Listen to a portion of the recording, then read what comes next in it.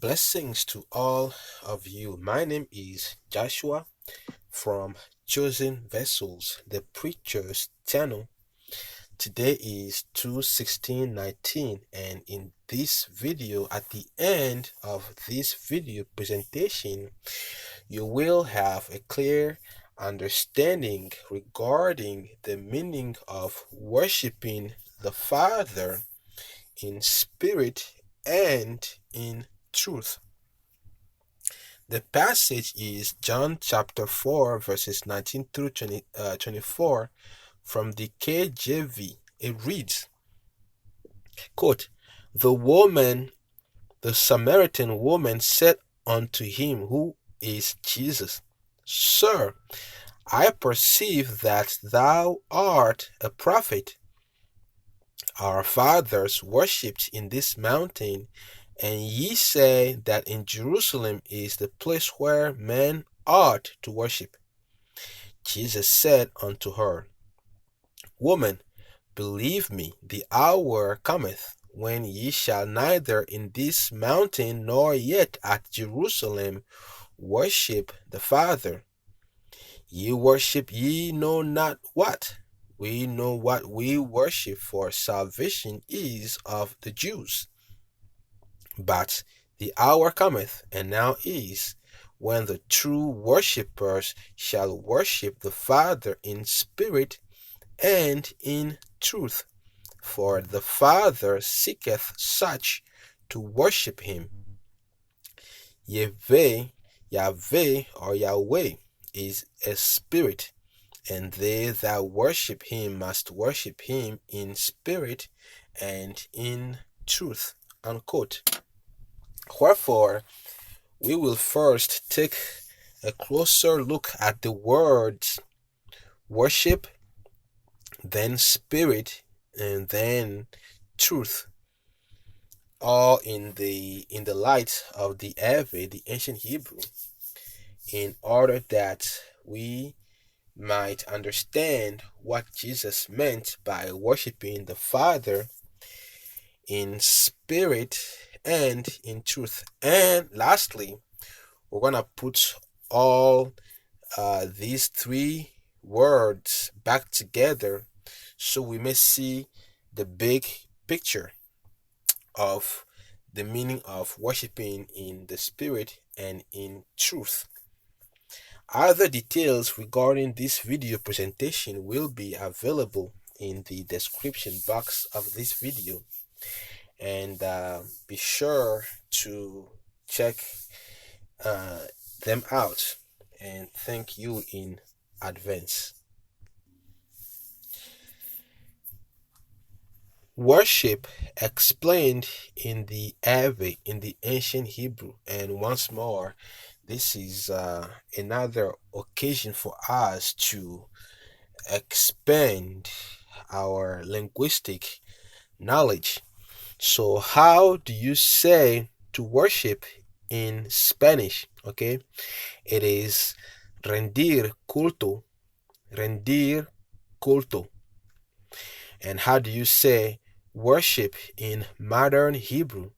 It is lis God, lis God. And the ancient Hebrew is our field of study. And how do you say to worship in the Ivri? It is suba, and the verb is suba. So the noun is only a repeat of the verb suba, and it is read from right to left, and the root consonants are the sa and the ba, and this is where letter sa came from. Okay, and it is the arm. It means strength. It is the same word you have in yashi. You have the ya and the sh, or the sh. It means the strength of ya, the arm of ya, yashi. So in suba, we have the sa and the ba. The sa means strength, or the arm of something. It means to empower something, to support it, to sustain it, to uplift it, or to exalt it. And the ba, it is a structure. It could be a house, it could be an organization, it could be a community, it could be society in general, it could be a person, it could be a church building.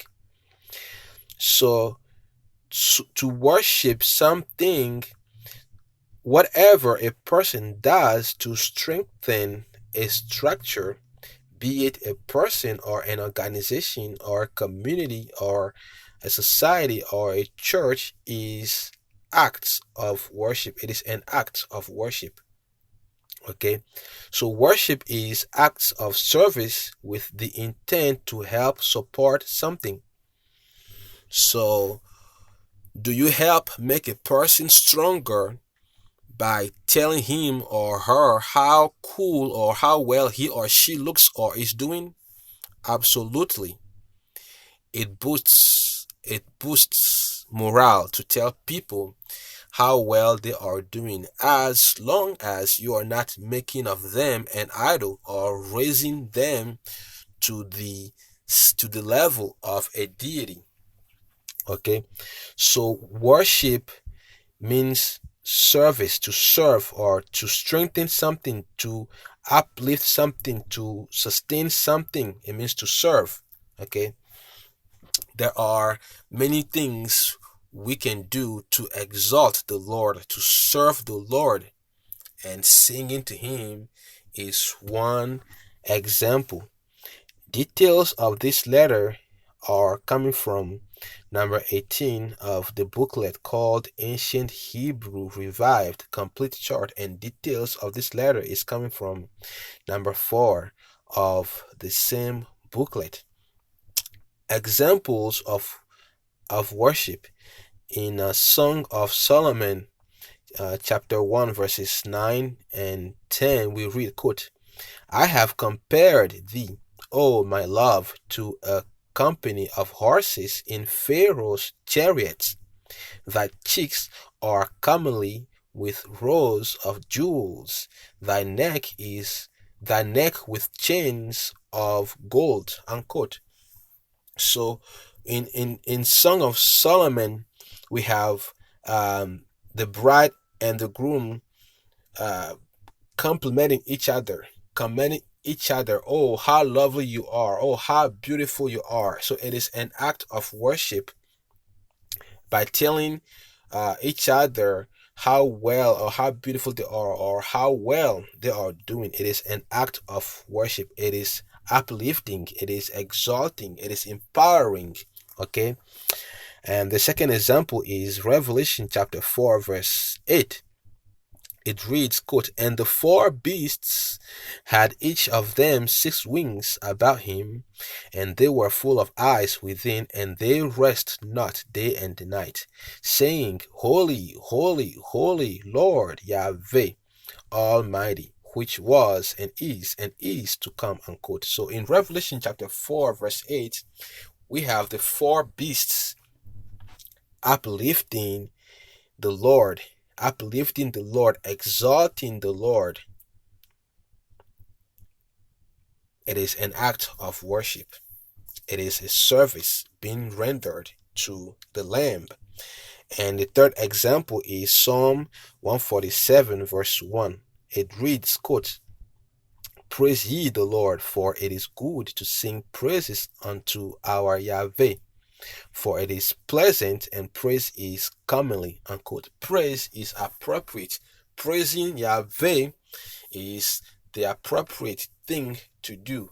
Complimenting people, complimenting each other is the right thing to do, which we see in the fourth example, 1 Thessalonians chapter 5, verses 11. It reads, quote, Wherefore comfort yourselves together and edify one another, even as also ye do, unquote. So it is the right thing to do, to tell each other of how well we are doing, to encourage each other, to uplift each other. It is the right thing to do to uplift Yahweh. It is a great thing to do, to praise him and to worship him, to tell of his goodness, of how awesome he is, or how wonderful he is, and how how how he's helped us, how he's healed us, how he's provided for us. It is the right thing to do. And that is what worship means. It means to serve, it means to uplift, it means to support, all right? It means to exalt. Now let's look at the word spirit. Spirit explained in Ivri in the ancient Hebrew. And how do you say spirit in Spanish? It is espiritu. Okay. In modern Hebrew, it is ruach. Right. In the ancient Hebrew, the Ivri, it is bo. Also, it is the noun, and the verb is bo. It means what? To breathe. You have the root consonants, the g and the b, and the g. It means to, again, both together. It means breath, and there's only one way to represent breath in the ancient Hebrew. It is the Yah sign. Wherefore you have the breath of Yahweh. It is the Yah of Yahweh. It is breath. There, breath. So if you put this together, of course, you see that every single breath expires every time we exhale. Right? A person will not be able to continue forward, to continue living under the sun, unless you continuously inhale and exhale. You're breathing, okay, to draw in the breath of life. Okay, so life, it is the makeup of to breathe in and to breathe out, to inhale and to exhale. So in breath, we have continuity. Okay, we have to revive, we have renewal, and you have details of this letter in number 3 of the ancient Hebrew Revive, the complete chart. In Genesis chapter 2 verse 7, we read, quote, "And the Lord Yahweh formed man of the dust of the ground, and what? And breathed into his nostrils the breath of life, and man became a living soul." Okay, mankind was given the power to continue. All right, it's the breath, to breathe in the breath of life, to exhale, to inhale and exhale. That's continuity, the breath. And then also in Ezekiel 37 verse 6, we read, quote, "And Yahweh said, I will lay sinews upon you, and will bring up flesh upon you, and cover you with skin, and put my breath in you, and ye shall live, and ye shall know that I am the Lord." All right. Without the breath of Yahweh, we stop to exist, we die. But with his breath, with us having the ability to inhale and exhale, to breathe, you see, we live. All right. We live and we continue. All right. Similarly, in John chapter 20, verse 22, we read, quote, "And when he, Jesus, had said this, he breathed on them and said unto them, Receive ye the Holy Ghost," unquote. So in breath, we have what? The granting of continuity, the ability to go on and on. That is what it means to be alive, is to breathe. And to breathe is to inhale and exhale. Every time we exhale, we, in a way, we die. But we are alive because we are able to draw in the breath of life over and over again. Okay, we are granted the ability to continue. We are granted the ability to continue to go on and on. to breathe in the breath of life, to draw in the breath of Yahweh, is to be alive. Okay. Now let's look at the word truth. Truth explained in the ancient Hebrew in the Ivri. And how do you say truth in Spanish? It is verdad, verdad. Okay.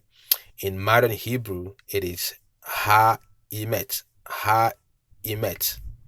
And in the ancient Hebrew, in the Ivri, it is nya-tefa, nya-tefa. And the roots consonants are the na, ya, ta, and the fa.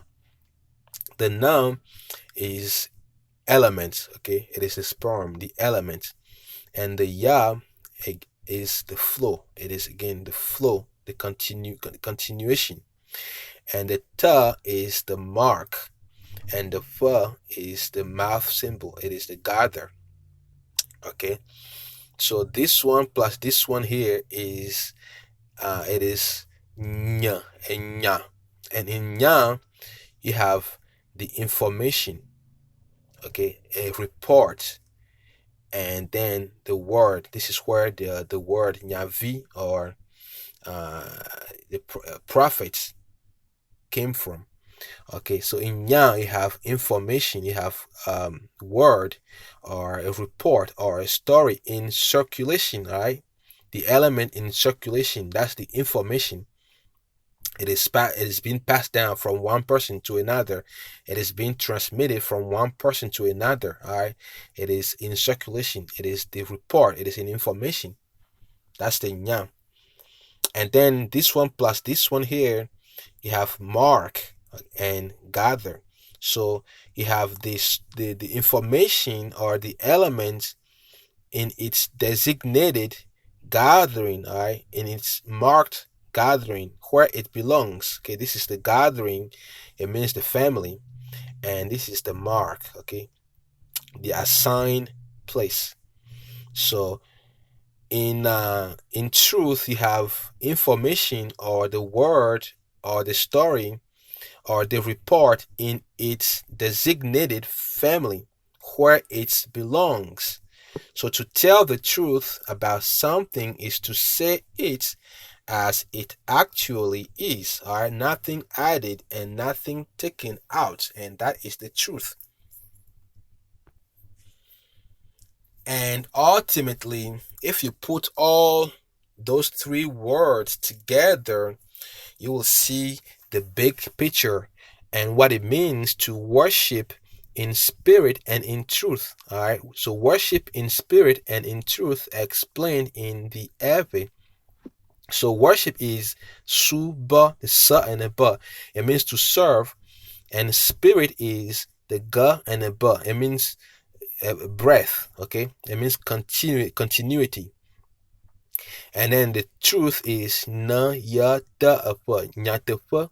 It means elements where it belongs. So if you put all of this together, worship in spirit and in truth, it means what? To serve, right?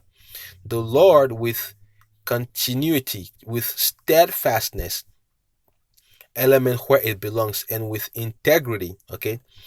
It means to serve the Lord with commitment and in honesty. You gotta become, it means to serve the Lord being committed and being honest. The verse is Hebrews chapter 10 verse 38, quote, "Now the just shall live by faith, but if any man draw back, my soul shall have no pleasure in him," unquote. The illustration here is a girlfriend walking away from the boyfriend, or the boyfriend walking away from the girlfriend, and vice versa. Worshiping the Lord is as a love relationship, and the Lord is seeking for those who are going to commit to their worship, to their friendship with Him. He says what? He has no pleasure in those who draw back, those who quit on Him when things are not as they expected it, when things get tough, when tribulation comes, when hardship arises, the Lord wants people who are going to serve Him in steadfastness and with integrity, who are going to commit to their service to Him. That is what it means to worship the Lord in spirit and in truth. But the hour cometh, Jesus says, and now is, when the true worshippers shall worship the Father in spirit and in truth, for the Father seeketh such to worship Him. Yahweh is a spirit, and they that worship Him must worship Him in spirit and in truth. The Spirit of the Lord lives on and on. He continues to live, and He desires that our relationship with Him is continuous. It means be committed and show integrity, first to the Lord and then one towards another. We have more videos like this one coming soon, so please stay tuned. There is additional information in the description box of this video. One link to download the charts used in this presentation, and another link to the page where you may get a copy of the booklet, The Ancient Hebrew Revived, the complete chart. And be sure to check it out so you may on your own study and become familiar with the ancient Hebrew, the every letters and symbols. Thanks for watching. My name again is Joshua. Yahweh is salvation, from Chosen Vessels, the Preacher's channel. Until next time.